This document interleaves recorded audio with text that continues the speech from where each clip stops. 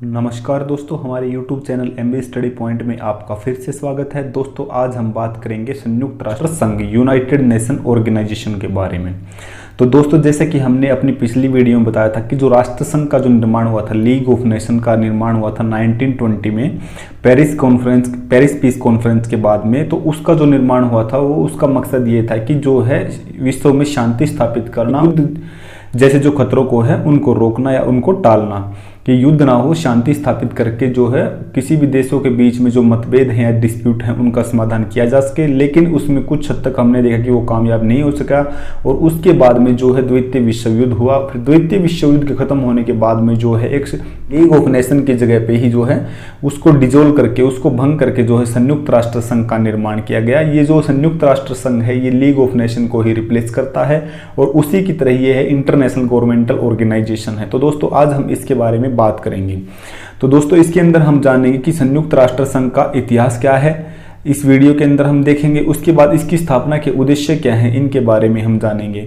उसके बाद में संयुक्त राष्ट्र संघ का जो ध्वज है उसके बारे में हम जानेंगे, क्योंकि ये पूरी एक ऑर्गेनाइजेशन है, इसका एक खुद का एम्बलम है और खुद का एक फ्लैग है, तो उसके बारे में हम देखेंगे। फिर संयुक्त राष्ट्र संघ की जो भाषाएं कौन सी हैं, जो उनके वर्किंग कल्चर में जो भाषाएं यूज होती हैं वो कौन सी हैं, उसके बारे में हम देखेंगे। उसके बाद में संयुक्त राष्ट्र संघ का बजट कैसे निर्धारित होता है उसके बारे में हम बात करेंगे।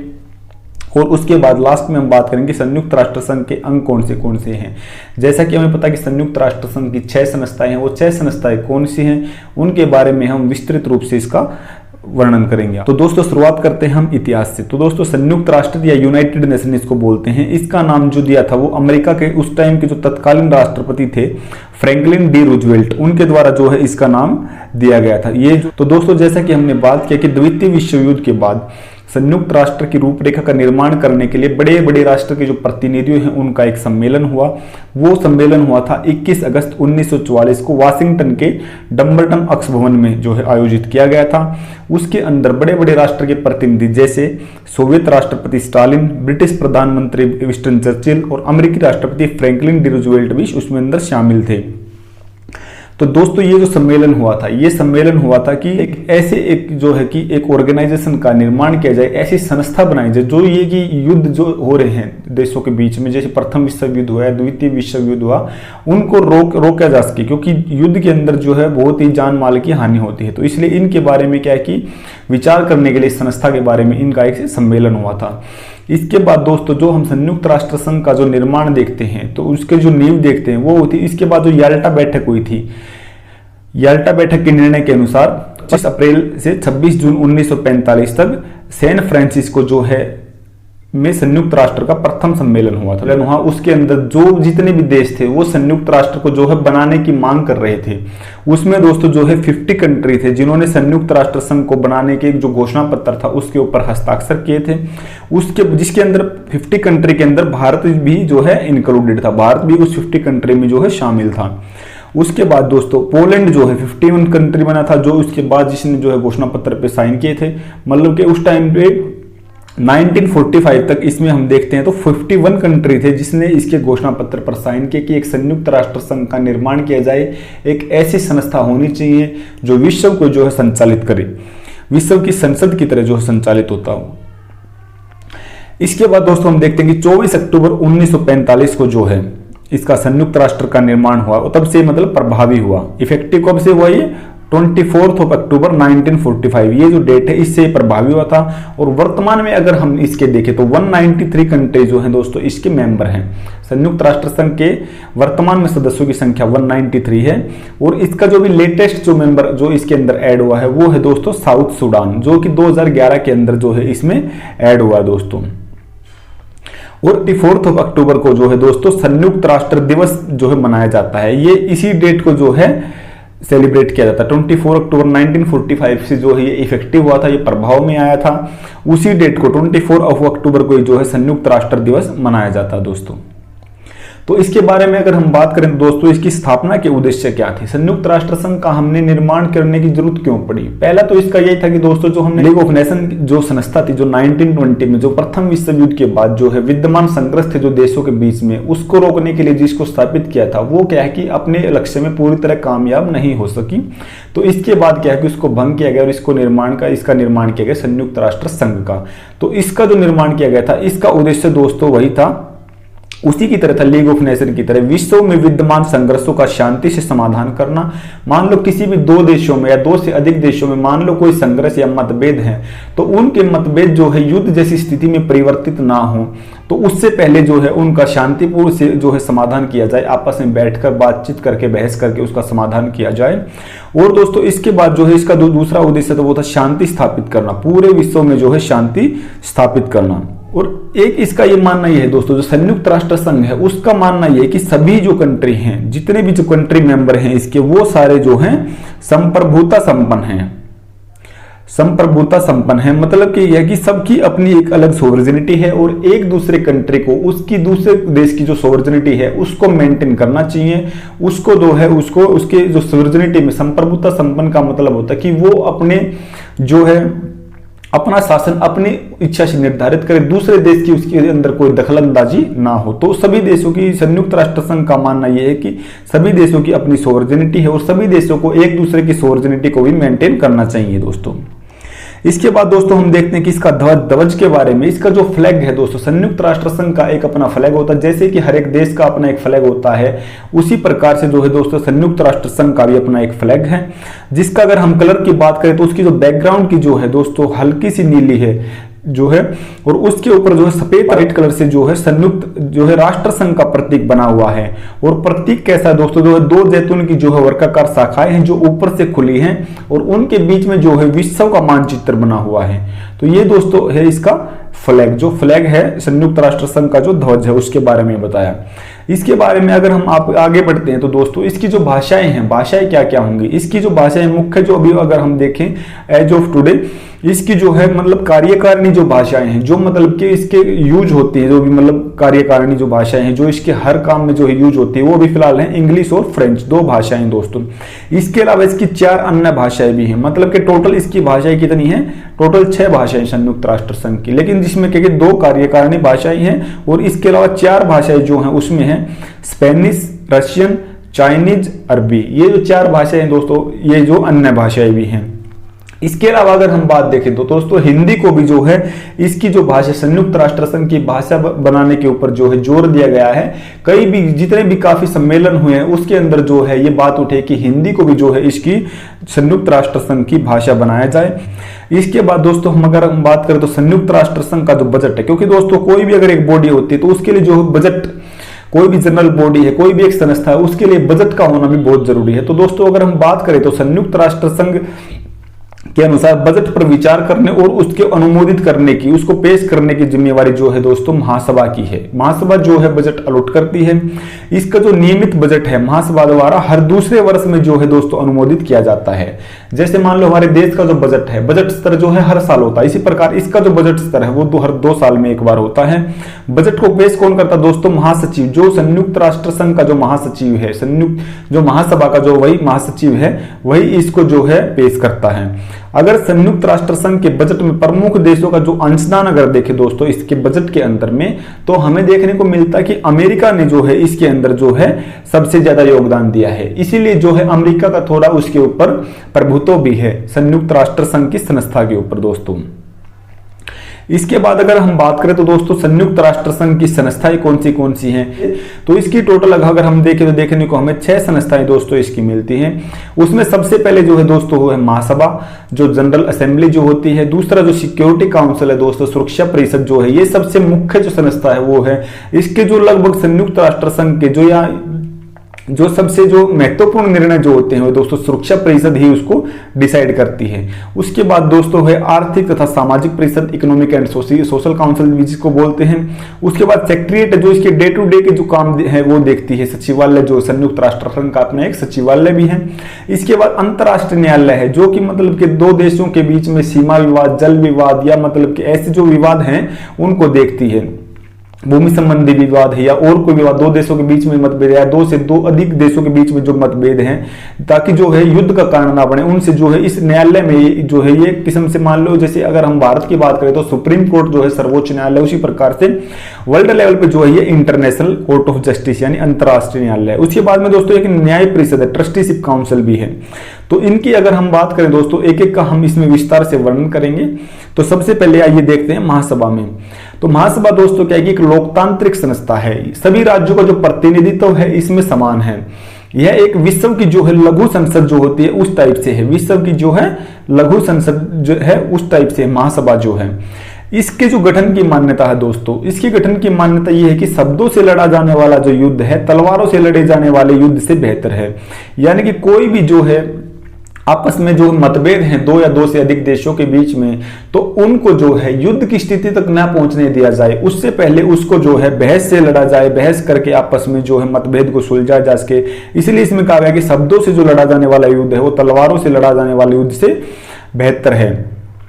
तो दोस्तों महासभा के अंदर जो है दोस्तों, इसके अंदर जो है एक देश, एक कंट्री जो है उस कंट्री का जो है वोट एक ही होगा। एक मान लो 193 अभी जो कंट्री हैं 193 के अंदर जो है मतलब कि इसके अंदर हर एक कंट्री का जो है एक वोट होगा। हर एक कंट्री का कितना हुआ? एक वोट होगा। और इस निधि 5 मेंबर जो है एक देश जो है अपने भेज सकता महासभा के अंदर। एक देश जो है मैक्सिमम 5 अपने प्रतिनिधि भेज सकता है, लेकिन उनका जो वोट होगा वो पूरे देश की तरफ से एक ही वोट माना जाएगा। और इसकी जो दोस्तों मान लो अध्यक्षता जो होती है इसकी महासभा की अध्यक्षता जो करता है वो करता है महासचिव के द्वारा। और महासचिव का जो चुनाव होता है दोस्तों वो होता है सदस्य देशों में 21 उपाध्यक्षों द्वारा। ये सदस्य देश जितने हो गए 193 कंट्री प्लस जो है 21 उपाध्यक्ष, और इनका जो होगा 2/3 जो बहुमत होगा दोस्तों उसके द्वारा जो है इसका, इनके 2/3 बहुमत के द्वारा जो है जो हमारा जो महासचिव जो होगा जो इसका महासभा का उसका निर्वाचन किया जाएगा। अगर वर्तमान में अगर हम देखें तो दोस्तों एंटोनियो गुटेरस जो है पुर्तगाल के जो हैं ये हैं दोस्तों इसके महासचिव हैं। दोस्तों महासचिव के कार्यकाल का वैसे कोई जो है इसके अंदर संयुक्त राष्ट्र संघ के अंदर बताया नहीं गया है, लेकिन जनरली इसका जो कार्यकाल होता है दोस्तों वो होता है 5 वर्ष का। 5 वर्ष के बाद ऐसा भी हो सकता है कि जो महासचिव जो है वो उसको दोबारा भी उसको निर्वाचित किया जा सकता है। तो अगर हम इसके फैसलों की अगर बात देखें तो दोस्तों इसके फैसलों को मानना सदस्य देशों के लिए अनिवार्य नहीं है। मतलब कि महासभा जो भी डिसीजन लेगी इसको मानना, जो इनके फैसलों को मानना सदस्य देशों के लिए अनिवार्य नहीं है, ऑब्लिगेटरी नहीं है इसको मानना। तथापि जो उन फैसलों में जो ये फैसले करते हैं उसमें क्या है विश्व जनमत की अभिव्यक्ति होती है। यानी जो ये रिकमेंडेशन इसकी होती है अगर उसको माना जाए तो वो जो है दोस्तों पूरे विश्व के लिए वर्ल्ड पीस को मेंटेन करने के लिए जो है उपयुक्त होता है। तो अगर हम इसमें देखें तो महासभा की जो बैठकें होती हैं दोस्तों, महासभा की बैठक जैसे मान लो अपना संसद का सत्र होता है उसी प्रकार से महासभा की भी बैठक होती है। तो बैठक के बारे में अगर हम देखें तो प्रतिवर्ष जो है सितंबर माह के अंदर इसकी जो है बैठक होती है। और बैठक के अंदर जो है दोस्तों विभिन्न अध्यक्ष उपाध्यक्ष का निर्वाचन भी होता है। ये अनुच्छेद 18 के अनुसार महासभा में जो है दोस्तों जैसा हमने पहले बताया आपको किसी भी देश के 5 से अधिक प्रतिनिधि नहीं होंगे। 5 प्रतिनिधि एक महासभा की बैठक में हो सकते हैं, लेकिन उसका जो वोटिंग का जो टाइम आएगा, मान ले कोई भी निर्णय लेना है तो उस देश की तरफ से जो वोट करना है दोस्तों उसमें जो है इनका एक ही वोट काउंट किया जाएगा। एक सदस्य का वोट काउंट जो होगा वो एक ही होगा। इसके बाद अगर हम बात करें दोस्तों जो सबसे जो मुख्य जो एजेंसी है इसकी सबसे प्रमुख जो संस्था है जो इसके जो निर्णयों को सबसे ज्यादा प्रभावित करती है, उसमें अगर हम बात करें तो बात करेंगे कि सिक्योरिटी काउंसिल जो है दोस्तों उसकी, यह संयुक्त राष्ट्र संघ का प्रमुख अंग है दोस्तों। संयुक्त राष्ट्र संघ का प्रमुख अंग है सिक्योरिटी काउंसिल जो है।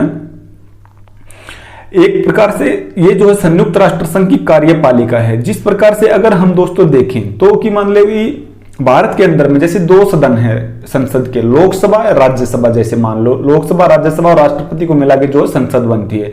तो उसमें मुख्य जो है कोई भी कानून होता है लोकसभा राज्यसभा दोनों से पास होता है, लेकिन लोकसभा का राज्यसभा से थोड़ा जो है ज्यादा क्या है कि वर्चस्व है उसका किसी भी डिसीजन में अगर हम देखा जाए तो। उसी प्रकार से दोस्तों सुरक्षा परिषद का जो है इसकी जो बाकी की जो 6 छह जो संस्थाएं हैं संयुक्त राष्ट्र संघ की, उनमें अगर टोटल देखे जाए तो सुरक्षा परिषद का जो है वर्चस्व थोड़ा सबसे ज्यादा ही है। संयुक्त राष्ट्र संघ के घोषणा पत्र के अनुसार अगर हम देखें तो सुरक्षा को बनाए रखना यानी सुरक्षा परिषद की ही मुख्य जिम्मेदारी है दोस्तों। और अगर हम संयुक्त राष्ट्र संघ का अगर पीछे जाके अगर हम देखें तो उसका पर्पज क्या, उसका उद्देश्य क्या था, विश्व में शांति स्थापित करना, सुरक्षा स्थापित करना, और वही अगर हम देखें तो अंतरराष्ट्रीय शांति और सुरक्षा बनाए रखना सुरक्षा परिषद की मुख्य जिम्मेदारी। तो इसीलिए इसको जो है दुनिया का पुलिसमैन भी कहा जाता है, और ये जो है सबसे मुख्य जो अंग है उसको माना गया है। इसकी जो बैठक, जिस तरह महासभा की जो बैठक होती है साल में एक बार वार्षिक तौर में होती है जो सितंबर माह में होती है, लेकिन इसकी बैठक का कोई टाइम फिक्स नहीं है, इसकी बैठक कभी भी बुलाई जा सकती है। इसका और इसके जो डिसीजन है उनका अनुपालन करना सभी राज्यों के लिए अनिवार्य है। ये ओनली रिकमेंडेड नहीं है कि सभी राज्य उसको पालन करें या ना करें, ये जो है इसको पालन करना अनिवार्य है। संयुक्त राष्ट्र संघ की जो सुरक्षा परिषद है उसके जो निर्णय है उनका पालन करना जो सभी राष्ट्रों के लिए कंपलसरी कि उनको पालन करना ही होगा। अगर दोस्तों मान ले सदस्य देशों की अगर हम बात करें तो इसके अंदर संयुक्त राष्ट्र संघ की सुरक्षा परिषद के अंदर में दोस्तों 5 स्थायी और 10 अस्थायी सदस्य होते हैं। 5 स्थायी जो सदस्य होते हैं दोस्तों इसके अंदर, ये 5 स्थायी सदस्य ये जो है परमानेंट जो मेंबर होते हैं इसके, ये 5 स्थायी सदस्य अगर आज की हम बात करें तो कौन कौन से हैं, इसमें दोस्तों है America, Russia, China, France and Britain. ये जो है 5 कंट्री जो है दोस्तों ये है वीटो पावर कंट्री के नाम से इनको जाना जाता है। ये जो है इसके परमानेंट मेंबर है दोस्तों इसके सुरक्षा परिषद के। और 10 इसका अगर अंदर हम देखें तो 10 जो है इसके जो है अस्थायी सदस्य हैं दोस्तों, जिनका जो निर्वाचन किया जाता है 2 वर्ष के लिए किया जाता है। किसके द्वारा किया जाता है? महासभा के द्वारा किया जाता है। और किसी भी जो मुद्दे पर निर्णय अगर होता है तो सभी स्थायी सदस्यों का जो मत होना दोस्तों इसके अंदर बहुत जरूरी है। अगर मान ले कोई भी स्थायी सदस्य अगर मान ले उसके अंदर अपना मतदान जो किसी निर्णय के विरुद्ध कर देता है तो वो जो निर्णय होगा उसको जो है इनवैलिड माना जाएगा, वो प्रभावी नहीं होगा। यानी कोई भी निर्णय है चाहे उसमें जो है स्थायी सदस्य जो है एक भी अगर मान लो पीछे हट जाए, अगर मान ले उस निर्णय के खिलाफ जो है अपने हस्ताक्षर कर दे तो वो निर्णय जो है वो टोटली इनवैलिड हो जाएगा। तो 5 देशों की जो है सहमति होनी इसके अंदर पहले बहुत जरूरी है। और उसके बाद दोस्तों अगर 5 और 10 मान लो टोटल जैसे हो गए हमारे 15 सदस्य, तो 15 का जो है दोस्तों 2/3 जो है 2/3 जो बहुमत है दोस्तों वो होना जरूरी है किसी भी निर्णय के लिए। एग्जाम्पल मान लो अस्थायी सदस्य जो है इनमें से कोई एक मान लो निर्णय के खिलाफ है तो उसकी कोई बात नहीं है, लेकिन स्थायी सदस्य जो है 5 का होना एक निर्णय के लिए बहुत जरूरी है। और फॉर एग्जाम्पल अगर कोई स्थायी सदस्य कोई वीटो पावर कंट्री अगर ये चाहता है कि वो निर्णय को सपोर्ट भी ना करे और उसको अगेंस्ट भी ना करे तो इसकी जो बैठक होती है सुरक्षा परिषद की उससे जो है वो एब्सेंट रह करके वो कर देगा तो कोई दिक्कत नहीं है। और सोवियत राष्ट्र संघ के अंदर दोस्तों अगर हम वीटो की बात करें तो वीटो का जो प्रयोग किया है वो सबसे ज्यादा किया है किसने किया है? वो सबसे ज्यादा जो है अधिक बार किया है सोवियत संघ ने वीटो का प्रयोग सबसे अधिक बार किया है। और इसके बाद अगर हम बात करें तो सुरक्षा परिषद के उद्देश्य क्या है दोस्तों? इसके उद्देश्य भी लगभग वही है, किसी भी 2 देशों अधिक देशों के बीच में अशांति या युद्ध के समय शांतिपूर्ण हल ढूंढने का प्रयास करना, जो कि संयुक्त राष्ट्र संघ का भी प्रमुख उद्देश्य है। दूसरा इसका होता है कि विवादों को सुलझाना, मध्यस्थता करना, युद्ध विराम अगर मान लो युद्ध की स्थिति किसी 2 देशों के बीच में है तो युद्ध विराम की कोशिश करना। इसके बाद अगर हम देखें दोस्त कोई भी देश जो अशांति का कारण बनते हैं उनके ऊपर आर्थिक प्रतिबंध लगाना या सामूहिक सैन्य कार्रवाई करना भी जो है दोस्तों इसी के उद्देश्य में आता है। सामूहिक सैन्य कार्रवाई करके जो है ये दोस्तों उस युद्ध को अपनी तरफ कर सकते हैं।